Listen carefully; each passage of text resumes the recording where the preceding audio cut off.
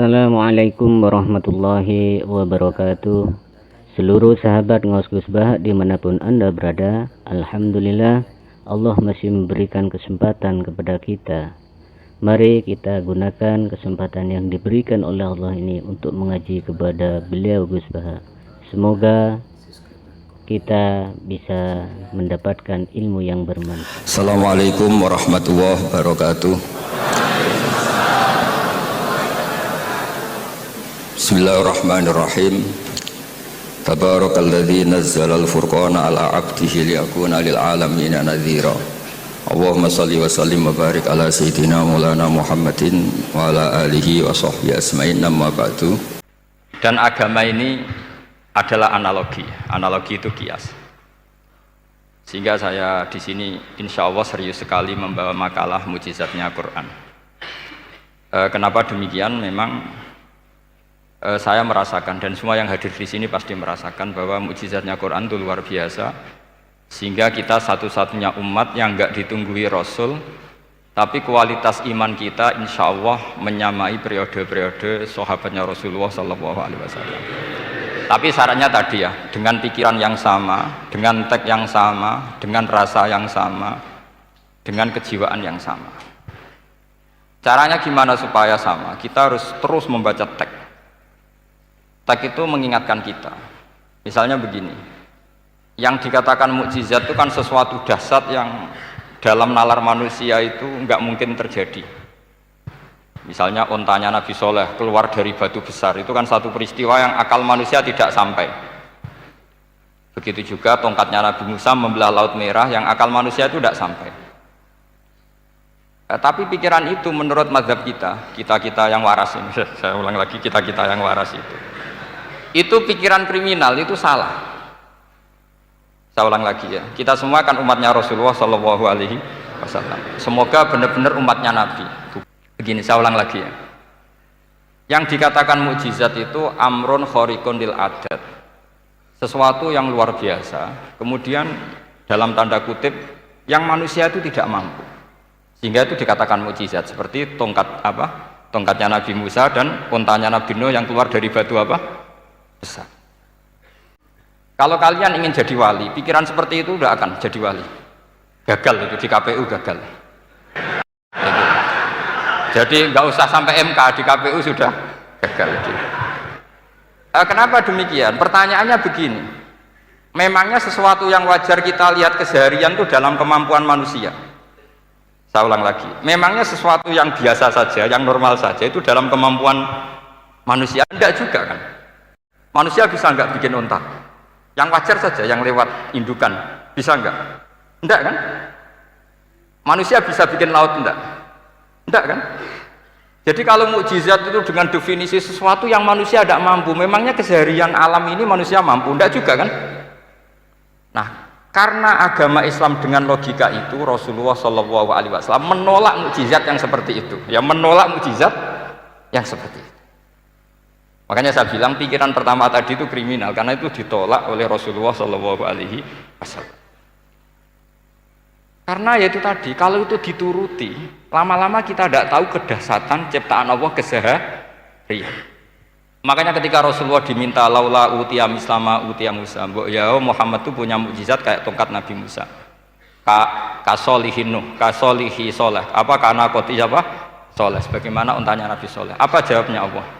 Wa ma min dabatin fil ardi wala ta'iri yatiru bi janahihi illa umamun amsalukum. Sebagian dijawab inna fi khalqis samawati wal ardi wa ikhtilafil laili wan nahar, sampai saat terusnya wa tasrifir riyah, saat terusnya la ayatil liqaumi yaqilun. Karena logika yang terbangun begini, dan ini saya ulang lagi, ini syarat utama jadi wali. Ini masih satu poin. Nanti ACC-nya nunggu ketua-ketuanya. Tapi kamu jangan bayangkan wali itu kayak Sunan Kudus tunda. Jadi kalau kamu jadi wali itu maknanya kullu mukminin waliyullah, itu diikhyakan banyak. Setiap mukmin itu walinya Allah. Tapi maknanya gini, waliyullahi wong sing disakeni Allah itu. Jadi enggak usah dimaknani kekasih Allah. Ya. Jadi karena dalam bahasa Arab itu waliyul yatim adalah orang yang kasihan sama anak yatim, sehingga diurus segala keperluannya. Perempuan yang perawan punya bapak namanya apa? Wali, artinya si bapak sayang sama putrinya, disebut apa? Wali. Jadi nanti kalau kamu jadi wali dengan makna yang tadi, kullu mukminin waliyullah. Setiap mukmin adalah orang yang dikasihani Allah, dan insya Allah semua kita masuk, paham ya? Ya, enggak wali songo itu baru maknanya waliyullah sing disayang Allah. Kayaknya kita belum daftar yang ke situ, nanti itu ada urutannya. Saya ulang lagi ya. Kalau kita mengakui kudrohnya Allah nunggu mukjizat, yaitu nunggu tongkatnya Nabi Musa membelah Laut Merah, nunggu ada unta keluar dari batu, maka itu kecelakaan besar dalam tauhid, kecelakaan besar dalam kesaksian kudratullah. Kenapa? Karena alam yang kita lihat keseharian juga tidak dalam kemampuan kita. Alam yang kita lihat keseharian juga tidak dalam kemampuan kita. Misalnya begini, kalau kamu melihat nyamuk, itu pertama Quran turun tentang nyamuk, itu orang munafik komentar, wah Tuhannya Muhammad kurangan stok, sampai contoh saja hanya seekor nyamuk. Tapi apa kata Allah? Innallaha la yastahi ayyadriba masalam ma ba'udatan fama fawqa. Nyamuk itu bukan sekedar kecilnya. Tidak usah kamu bikin nyamuk yang ada nyawanya, itu terlalu sulit. Sampean semua tak suruh bikin patungnya nyamuk. Gampang mana bikin patung nyamuk sama gajah? Tidak usah dikasih nyawa. Terus cari tatahnya itu dari mana, orang Jepara pun tidak akan bisa. Belum nanti bentuk alat kelaminnya, belum nanti uratnya alat kelamin, belum nanti punya jantung, jantung punya urat, jantungnya nyamuk juga punya kuman, kumannya juga punya organ tubuh, organ tubuhnya punya urat. Apa itu tidak lebih dahsyat ketimbang tontonan mukjizat yang diperagakan para nabi-nabi sebelum Rasulullah Shallallahu Alaihi Wasallam? Maka sebetulnya ketika Quran saya katakan mukjizat ila yaumil qiyamah adalah pertunjukan Allah bikin nyamuk. Innallaha la yastahi ayyadriba mathalam ma ba'ud. Itu bagi orang alim percontohan nyamuk itu lebih dahsyat ketimbang percontohan mukjizat Nabi Musa membelah Laut Merah, juga lebih dahsyat ketimbang pertunjukan Nabi Soleh ketika mengeluarkan unta dari apa? Batu. Dong, jelas nih. Maka umat Rasulullah, terutama ulamanya, harus ngomong seperti ini terus. Dengan cerita seperti ini, maka Quran jauh lebih dahsyat. Makanya mukjizatnya Quran tanpa apa? Batas. Jelas ya? Makanya kita harus bertobat secara masif, mengatakan kedahsyatan adalah nunggu sesuatu yang khariqun lil ada, bahwa yang kita lihat keseharian adalah semua di luar kemampuan kita. Lah kita ini kan keliru, yaitu tadi, wah onta keluar dari apa? Batu, Laut Merah terbelah, ini dahsyat, manusia tidak akan mampu. Memangnya manusia pernah mampu bikin laut? Memangnya manusia pernah mampu bikin nyamuk? Memangnya manusia pernah mampu bikin telur ayam? Karena keseharian seakan-akan ini tidak ayatnya Allah Ta'ala. Itu kebodohan, makanya tidak mungkin jadi wali. Yang jenis seperti ini ya gak jadi wali. Tapi saya ingin melatih iman yang benar. Saya ulang lagi, saya ingin melatih iman yang benar karena ini penting. Sehingga Allah cara menjelaskan iman itu aja inna fi khalqis samawati wal ardi. Kamu lihat saja langit dan bumi. Seterusnya sampai waqtilafil laili wan nahar, sampai wal fulkil lati tajri fil bahri, terus sampai wa tasrifir riyah. Ini semua tontonan yang kita lihat semuanya di luar kemampuan kita. Itu tadi contoh paling gampang, nyamuk kayak apa? Apapun profesornya seseorang, apa bisa bikin nyamuk? Tidak usah yang bernyawa, patungnya saja. Coba nyamuk itu punya organ tubuh enggak? Punya. Organnya ada kumannya enggak? Ada. Alat kelaminnya ada bolongannya enggak kira-kira? Ada. Kayak apa sulitnya? Jadi andaikan saya ke umatnya Nabi Musa, terus bengkei lah sama Nabi Musa, ini gue, Nabi Musa keren, punya tongkat. Saya akan bilang Rasulullah lebih keren, karena punya Anda di sini makna kenapa mukjizatnya Quran dikatakan afdolul mukjizat, mukjizat paling keren, paling hebat, karena menjadikan manusia punya nalar yang lebih objektif. Artinya lebih objektif. Kenapa kita hanya kagum dengan sesuatu yang dahsyat dengan alasan kita tidak mampu? Memangnya dengan hal-hal yang keseharian kita mampu? Tidak juga kan? Jelas ya? Mohon bener nih ya. Mohon bener di mana ini? Pun gini malam selai didandani bareng-bareng, pun bener ya. Sehingga iman di era Rasulullah Shallallahu Alaihi Wasallam itu gak lagi butuh sesuatu yang khariqun lil.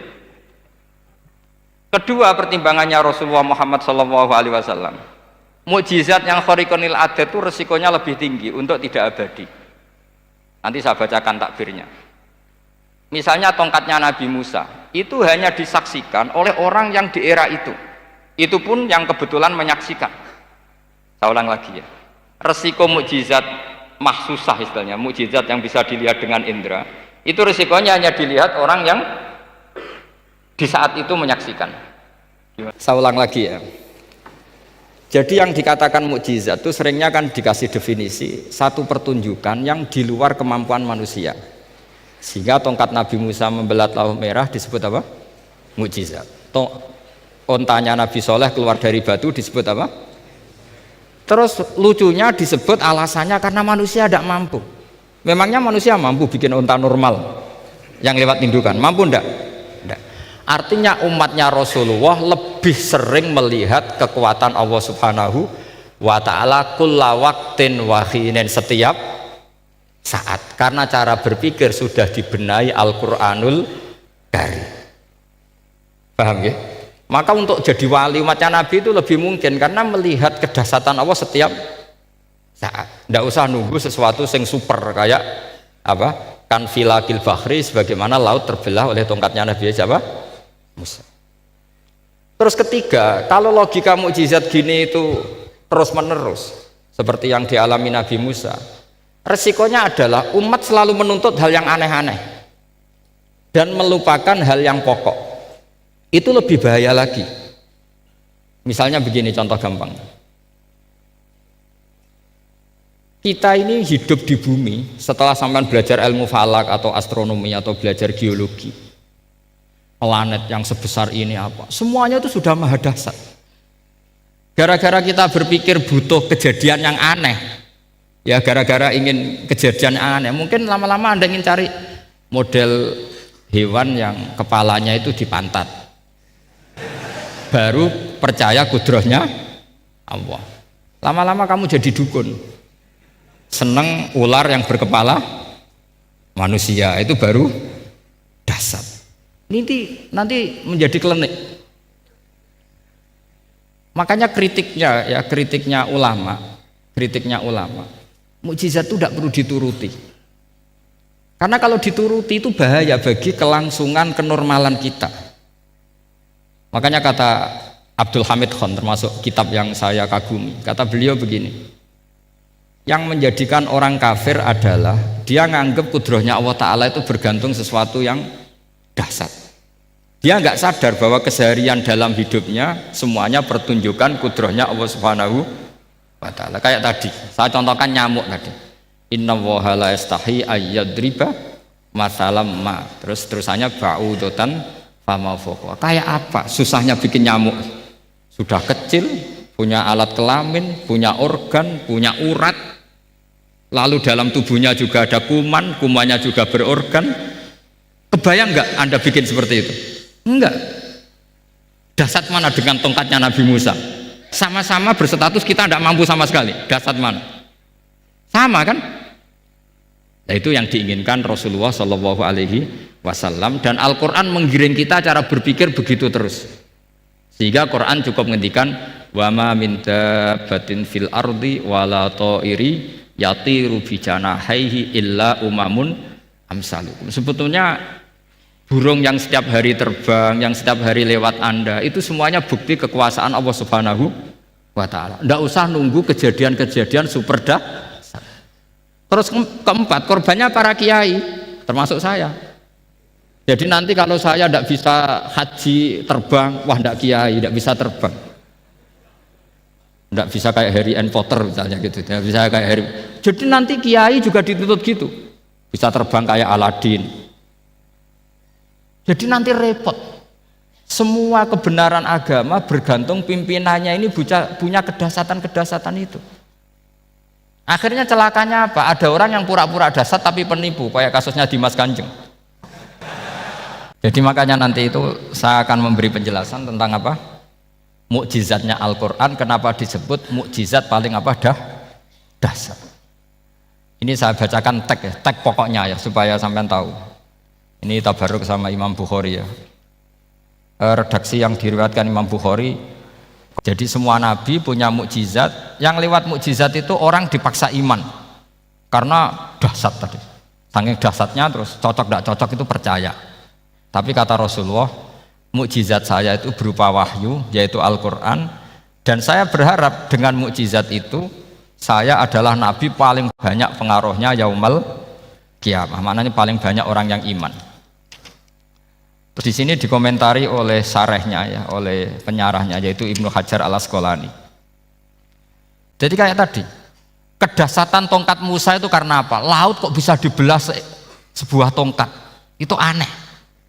Kalau maknanya aneh adalah di luar kemampuan manusia, nyamuk lebih aneh. Kayak apa susahnya bikin organ apa? Nyamuk yang sekecil itu.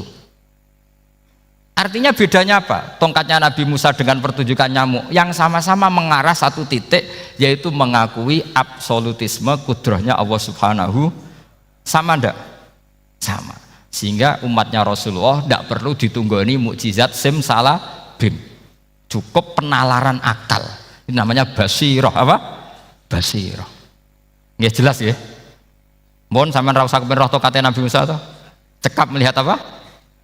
Nyamuk. Ya sudah bagus, sudah maju, sudah keren. Ya jelas ya. Sesuatu yang dipertontonkan lewat sesuatu yang fisik kayak tongkat Nabi Musa, itu yang percaya langsung tentu yang melihat. Setelah itu ada yang percaya, ada yang enggak. Bisa saja itu hoax, bisa saja macam-macam. Tentu yang enggak percaya tentu salah ya, kita sepakat. Tapi tetap saja yang enggak menyaksikan itu bisa saja enggak percaya. Paham ya? Tapi logika kedahsyatan nyamuk, siapapun yang punya nalar percaya. Artinya giringan Al-Quran untuk melihat mukjizat itu kedahsyatan Allah bikin nyamuk itu abadi ila yaumil kiamah, dan siapapun yang waras akan ikrar dan tetap menyaksikan karena insya Allah ada nyamuk terus ila yaumil kiamah. Itu kan teman tidur kita, paham? Makanya kamu kompromi dengan nyamuk, sekali-kali jangan dicablek, ini ayatnya Allah. Ya bila perlu dicium, dielus-elus gitu. Karena saya yakin yang hadir di sini andekan melihat tongkatnya Nabi Musa kira-kira dilus-lus enggak? Kira-kira? Andekan loh, kamu punya kesempatan melihat tongkatnya Nabi Musa, gimana? Dilus-lus, dikai mori, dikai kembang 7 taman, ya gitu. Tapi kenapa nyamuk enggak kamu begitukan? Toh sama-sama ini ayatnya Allah yang luar biasa. Saya teruskan. Sehingga Quran kalau menggiring mukjizat, ketika Rasulullah SAW dituntut kafir Mekah, kita tahu kan mereka nuntut apa misalnya? Lan nu'mina laka hatta tafjura lana minal ardi napa yam bu'a au takuna laka jannatum min nakhili wa inabin fatufajjiral anhara khilalaha napa tafsira au tusqitas samaa kama za'amta alaina kisafan au ta'tiya billahi wal malaikati qabila au yakuna laka baitum min zuhrufin au tarqa sama. Masih mereka bilang gini, walan nu'mina liruqiyika hatta tunazzila alaina kitaban naqra'u. Mereka nuntut tuh, Muhammad saya percaya kamu Rasul, tapi syaratnya Mekah yang tandus sulap jadi kota yang subur makmur, menjadi jannat subur makmur. Atau begini saja Muhammad, kalau kamu gelo sama saya mangkel karena kita ada iman, turunkan saja azab, kisafam minas sama, turunkan saja azab. Atau begini Muhammad, kamu kan bilang utusan Allah, kamu datang saja bersama Allah digandeng gitu, digandeng terus sama Allah diangkat tangan kamu, dimaklumatkan kalau kamu Rasulnya. Au ta'tiya billahi wal malaikati qabila. Karena mereka dengan logika yang salah, yang dikatakan mukjizat itu sesuatu yang seperti itu. Artinya kalau kamu berpikir mukjizat yang seperti itu, berarti Anda turunan kafir Quraisy. Anda turunan apa? Kafir Quraisy. Maka gak boleh berpikir mukjizat seperti itu. Nyatanya Allah cukup menjawab dengan ayat wa ma min dabatin fil ardi wala ta'iri yatiru bi janahihi illa umamun amsalukum. Dijawab lagi inna fi khalqis samawati wal ardi waqtilafil laili wan nahar wal fulkil lati tajri fil bahr sak teruse la ayatil liqaumi yakin. Semudah itu kita iman kedahsyatan kudrahnya Allah. Cukup melihat kerbau, kok bisa ya jaga populasinya, padahal tidak pernah dia seminar cara jaga populasi. Nyatanya tetap terjaga. Tanpa lamaran ya bisa jaga keturunannya. Tanpa sesar ya anaknya lancar. Tanpa sesar kan? Artinya mereka bisa. Karena di sini ada kudratullah. Ada apa? Ada kudratullah. Nah, kalau iman seperti itu, Anda baru betul. Yaitu yang disebut Allah, ya tanazzalul amru bainahunna lita'lamu annallaha ala kulli syai'in qadir wa annallaha qad ahata bi kulli syai'in ilma. Semua urusan di alam raya ini hanya Allah ingin mempertontonkan bahwa saya kuasa. Jadi tidak perlu nunggu yang aneh-aneh. Sehingga andaikan saya ketemu Nabi Musa dan ketemu Rasulullah Muhammad SAW, pasti saya milih Nabi Muhammad sebagai ketua. Karena Nabi Muhammad yang bikin sarana iman dengan sarana yang seluas-luasnya, dan sarana ini tidak habis dan ada di mana saja, yaitu sarana ikrar bahwa Allah kudroh dan kudrohnya tanpa batas. Nabi bikin sarana apa saja, melihat langit, bumi, lautan, nyamuk, hewan, semuanya sarana untuk ikrar kudrohnya Allah Subhanahu wa ta'ala. Sementara Nabi Musa mempertontonkan hanya nunggu mukjizat sing khariqun lil adat. Paham ya? Makanya wajar kalau Nabi bergelar Afdolul Ambiya Sayyidul Awwalin wal Akhirin, karena memang lebih efektif cara menggiring supaya orang iman. Sekarang sudah tahu kenapa Nabi jadi Sayyidul Awwalin wal Akhirin? Sudah? Mungkin kemarin-kemarin tahu tapi gak tahu logikanya. Pokok iman selewat ke musola ngaji iman, itu iman yang kurang betul itu, karena tanpa nador. Itu namanya taklid yang statusnya mukhtalaf alaih, masih disidangkan di MK, paham ya? Iman jadi iman taklid itu iman yang masih disidangkan oleh para ulama. Ada hakim yang bilang sah, ada hakim bilang tidak sah. Barokahnya ngaji ini semuanya min ahlin nadhar, apa? Min ahlin, jangan amin sudah jadi, ini sudah jadi ini. Kalau amin kan masih berdoa, bisa makbul bisa ndak. Nggak boleh iman kok, ayo iman kepada Allah dan Rasul, amin, nggak boleh. Sesuatu yang pasti nggak boleh diamini, itu kan jadi kacau nanti. Harus bilang apa? Sami'na wa ta'na. Nanti lama-lama kamu disuruh Allah, ayo sholat, amin. Nggak boleh, jadi amin itu ada aturannya. Tapi bukan berarti saya nyalahkan jenengan, enggak. Ya memang salah gitu. Jadi kan. Ya usah saya memang statusnya salah. Ya saya ulang lagi ya. Berarti Rasulullah adalah Rasul yang sukses membuat sarana orang kembali ke Allah, mengakui kudrohnya Allah dengan sarana apa saja. Melihat rumput, melihat hewan, dan hewan itu ya apa saja. Gabah itu apa saja. Hewan yang melata di bumi apa saja. Semua bukti kudrohnya Allah. Bahkan Rasulullah sukses membiarkan umatnya gak ditunggui beliau tetap iman. Mergo ditunggui konsep sing super ngene kok Al-Qur'anul Karim. Jelas ya? Tapi caranya memahami ya seperti yang saya terangkan ini. Ya saya baca lagi ya yang jadi annal mu'jizati, pakai jama' mu'annas salim, annal mu'jizati al-madiyata, mukjizat-mukjizat yang sudah kelewat itu kanat khisiatan, bersifat fisik, tusyahadu bil absor, hanya bisa dilihat dengan mata kepala, karena qoti soleh wa aso Musa, wa mu'jizatul Qur'ani tusyahadu bil basirah. Sementara mukjizatnya Quran disaksikan dengan mata hati, dan setiap orang punya mata hati. Fayakunu man yattabi'uhu li ajliha aksar li annal ladzi yusyahadu bi ainir ra'si yang qoridu bingkirodi musyahidihi walladzi yusyahadu bi ainil aqli bakin yusyahiduhu kullu man jaa ba'dal awal mustamirron. Sesuatu yang dilihat dengan mata kepala, setelah para saksi ini meninggal, maka setelahnya mencari-cari, bisa percaya bisa enggak. Tapi mukjizat yang disaksikan mata hati, siapapun percaya dan sampai ila yaumil kiamah. Dan tentu Quran lebih unggul dalam hal ini, dan insya Allah kita semua adalah ahli Quran, yaitu harus punya kesimpulan falamma tabayyana lahu qala a'lamu annallaha ala kulli syai'in qadir. Sebagian ayat walita alamu annallaha ala kulli syai'in qadir wa annallaha qad ahata bi kulli syai'in ilma. Itu kenapa mukjizat Al-Quran dasar. Itu yang gampang-gampang ya, melihat nyamuk, unta, kerbau itu yang gampang. Anda tak naikkan kelas sedikit menjadi agak ilmiah. Misalnya begini, kamu ahli falak. Misalnya kamu ahli falak. misalnya kayak batu rehan ya. Itu pasti tahu kalau matahari dan rembulan dibikin Allah itu asyamsu wal qamaru bihusban, bahwa matahari dan rembulan dibikin ini untuk hisab. Walladzi ja'ala syamsa diya'a wal qamara nuran wa qaddarahu manazila li ta'lamu 'adadas sinina wal hisab. Sehingga ketika ternyata betul Samsiyah bisa dihitung menjadi tahun Samsiyah yang oleh bahasa milenial disebut Masihiyah. Sayyidina Umar agak tersinggung. Sebetulnya yang namanya hisab itu tidak ada hubungannya dengan Masehi dan Hijriyah, itu tidak ada. Semua berdasar matahari atau apa? Rembulan. Lah sialnya yang Samsiyah ini oleh bahasa internasional disebut apa? Masihiyah. Makanya Sayyidina Umar marah terus bilang, ya sudah kalau gitu Qamariyah bikin apa? Hijriyah. Jadi itu sebenarnya nama politik.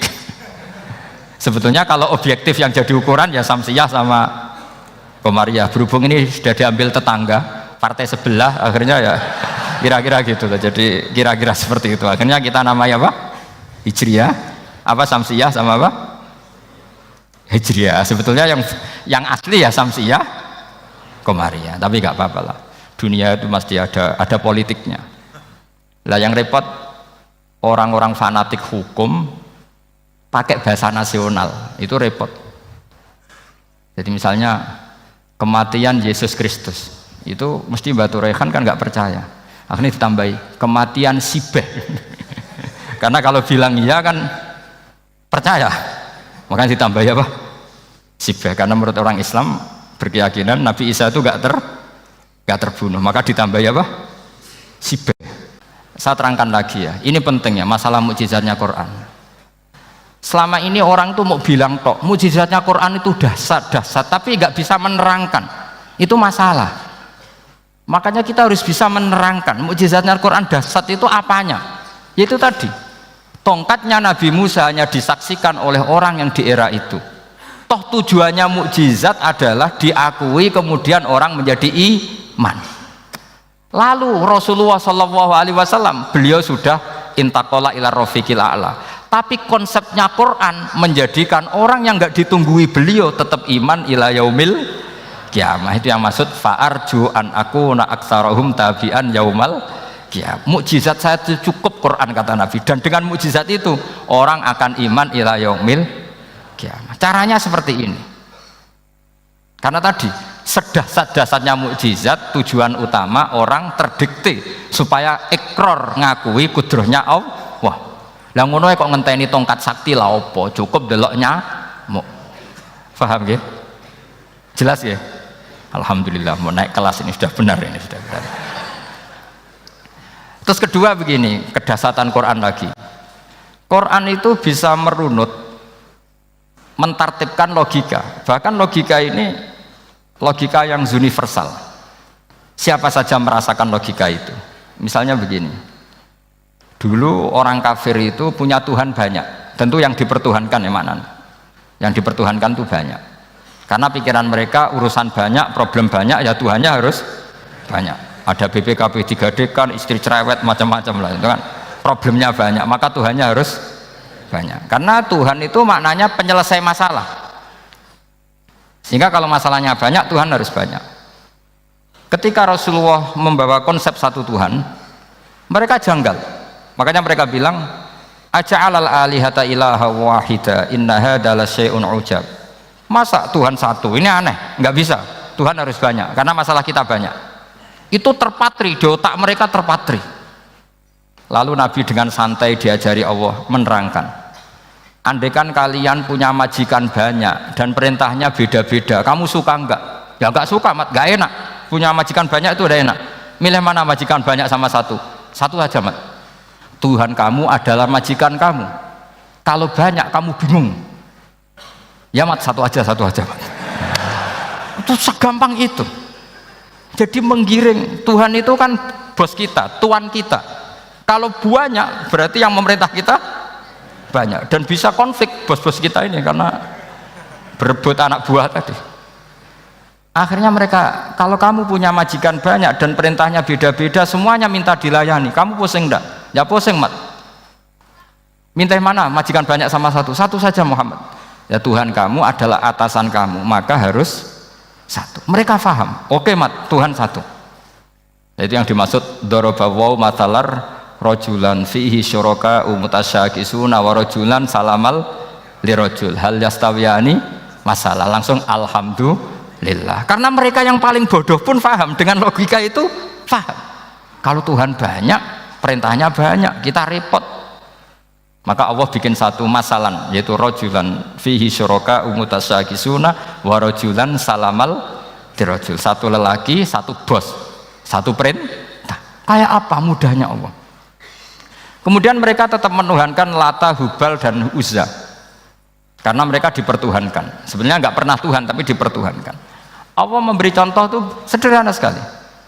Wa daraballahu mathalar rajulaini ahaduhuma abkam la yaqdiru ala syai'in wa huwa kallun ala maulah aina ma yuwajjihu la ya'ti bi khair hal yastawi huwa may ya'muru bil adl.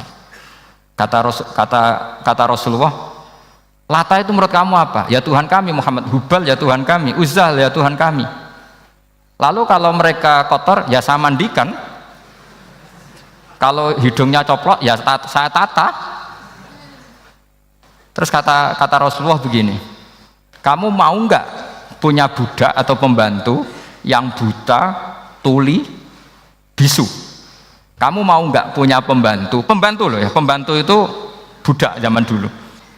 Kamu mau nggak punya pembantu yang buta, yang tuli, yang bisu?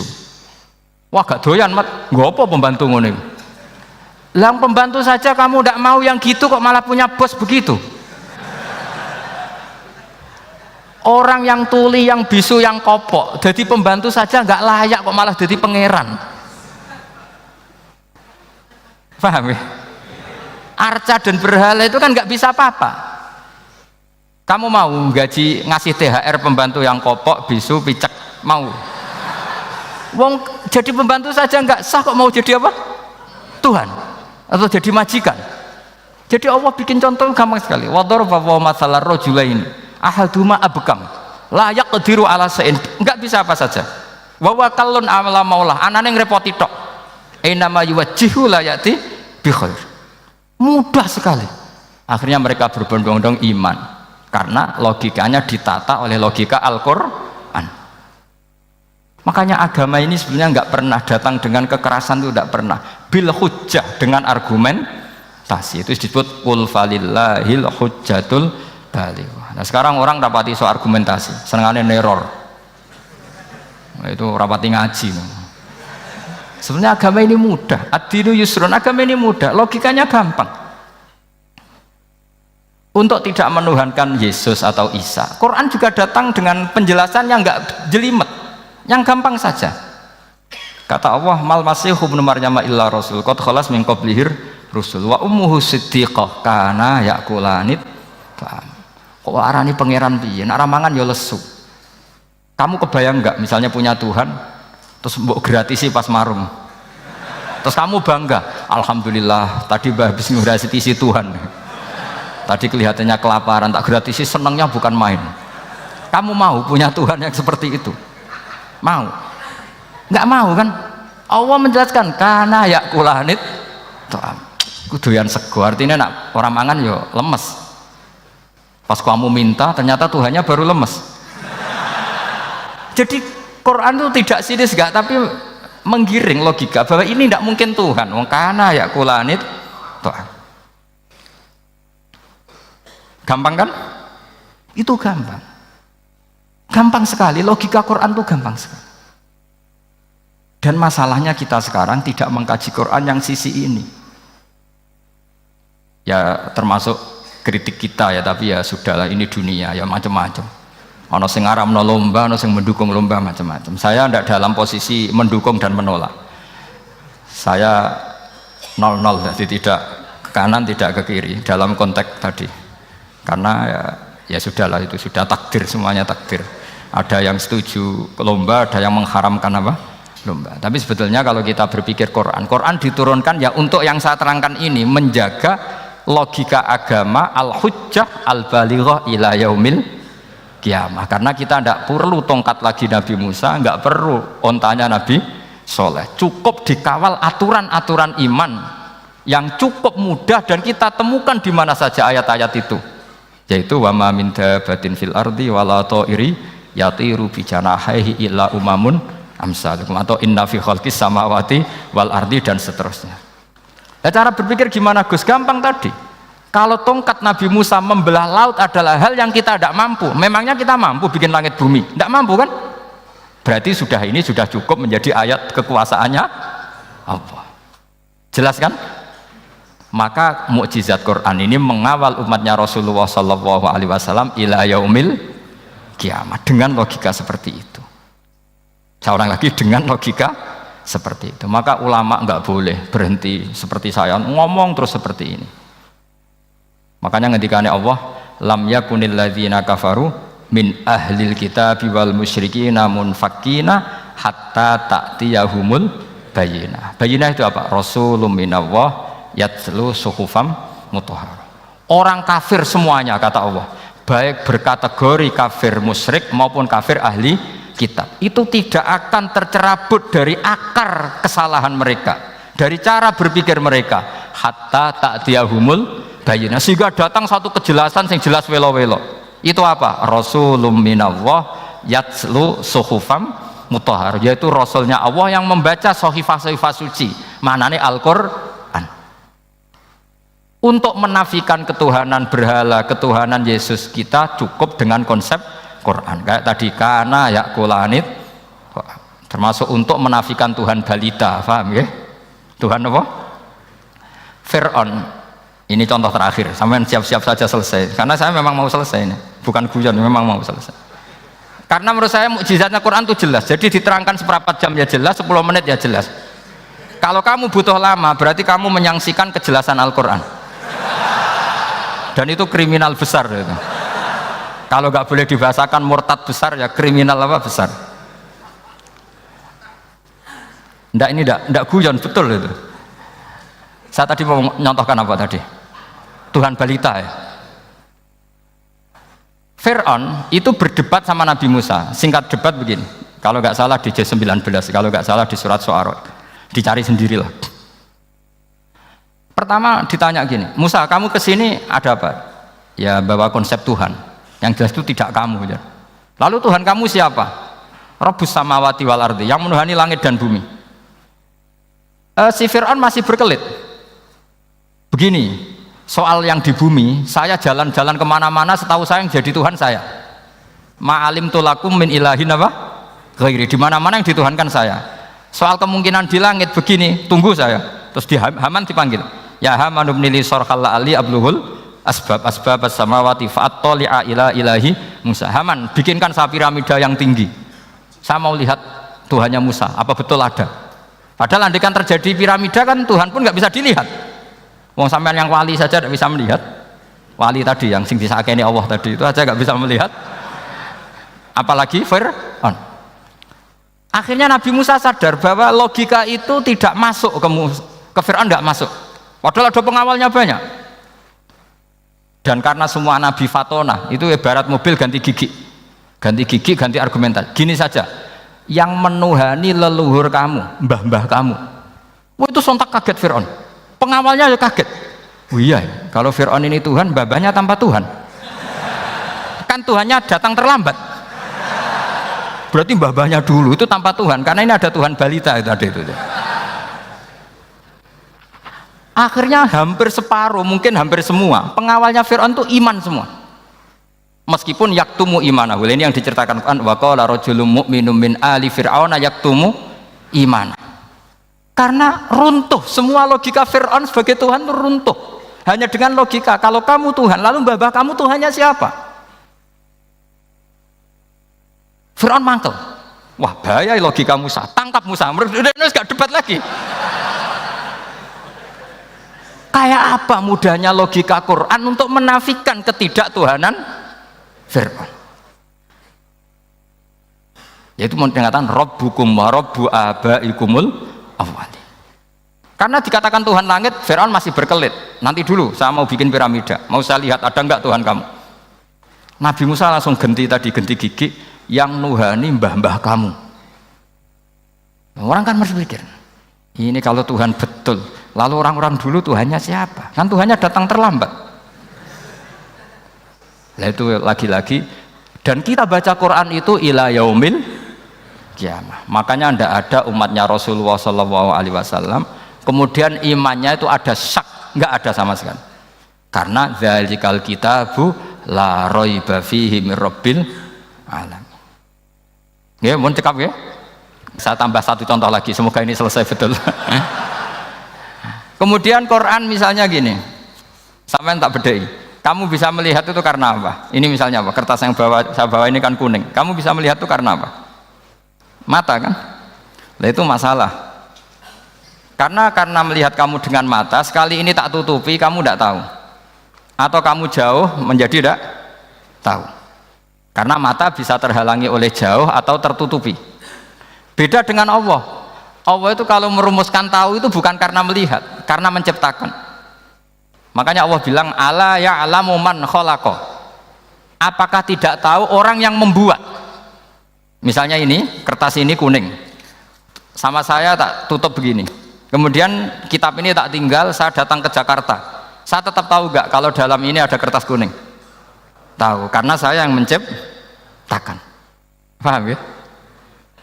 Kamu bangun satu bangunan, di dalamnya ada besi ukuran sekian. Di situ kamu menyimpan emas setengah kilo. Setelah kamu pergi kemana-mana masih tahu enggak? Tahu, karena kamu yang menciptakan. Sehingga ketika kita janggal, masa Allah pirsa semua alam ini? Logikanya gampang, masa yang bikin tidak tahu? Makanya Allah bilang ala ya'lamu man khalaqa. Paham ya? Jadi gampang sekali, mukjizatnya Quran tuh gampang sekali. Nak raro kebangetan gitu. Ampun nggih, Al-Fatihah. Alhamdulillahirabbil alamin. Seluruh teman-teman subscriber Ngaos Gus Baha telah kita ikuti bersama pengaosan beliau. Semoga seluruh yang beliau sampaikan menjadikan ilmu yang bermanfaat bagi kita semua. Amin ya rabbal alamin.